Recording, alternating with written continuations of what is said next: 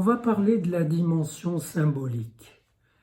C'est quelque chose qui est immense, très vaste. Le rêve d'un psychanalyste, c'est de produire des actes symboliques, c'est-à-dire qui à la fois symbolisent le mal où se trouve le patient, et s'ils sont vraiment symboliques, ils symbolisent aussi la sortie, la libération. Donc qui reconnaissent le mal et la libération possible, et qu'il est nous en même temps. Quand on y arrive, on est heureux. Et sinon, les gens croient que symbolique, ça veut dire des formes banales du symbolique. Le drapeau français symbolise la France, etc. Mais ça a servi à un moment. Il y a des moments où on voit le drapeau français quand on est sur un champ de bataille, il n'y a que des ennemis partout. Le drapeau français, c'est symbole que tu es sauvé. Mais bon, ça n'arrive pas toujours, et cette dimension symbolique, elle est déjà aplatie, elle ne compte pas. Donc on cherche du symbolique qui compte. Et l'autre jour, j'expliquais, ou plutôt je chantais un petit passage de la Bible à mon petit-fils qui prépare sa bar mitzvah. Et le passage, c'est le fameux passage où les Hébreux sont dans le désert, ils meurent de soif, ils disent à Moïse, mais où tu nous as menés? Qu'est-ce que tu nous as menés pour crever de soif avec notre bétail, nos femmes? Pourquoi tu ne nous as pas laissés en Égypte? Donc, et là, Moïse et Aaron, ils ne disent rien, ils n'ont même rien à dire.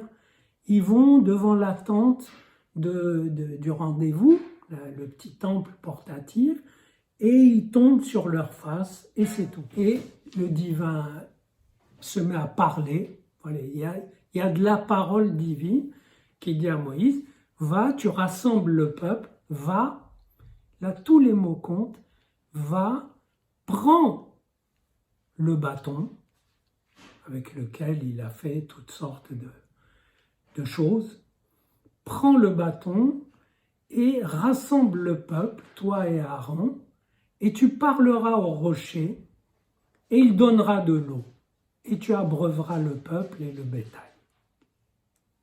Et Moïse prend le bâton de devant Yahvé, donc le bâton devait être déposé dans la tente, près de l'autel des sacrifices. Il le prend et il frappe le rocher 2 fois. Et l'eau jaillit, le peuple est abreuvé, et le Dieu parle à Moïse et lui dit, « Puisque vous n'avez pas cru en moi et que vous ne m'avez pas sanctifié devant le peuple, alors vous n'entrerez pas dans la terre que j'ai promis au peuple. » Il faut dire qu'avant de frapper le rocher 2 fois, Moïse a dit au peuple, « Écoutez, vous les rebelles, est-ce que c'est de ce rocher qu'on va tirer de l'eau ?» C'est comme si lui-même n'y croyait pas trop. Et il le frappe 2 fois et l'eau jaillit. Alors je sais que dans une certaine saga, on raconte, oui, mais il a frappé 2 fois, il aurait dû frapper une seule fois. Mais non, c'est que Dieu lui a dit, va prendre le bâton et parle au rocher. C'est un petit peu un piège. Presque, va prendre le bâton pour ne pas t'en servir.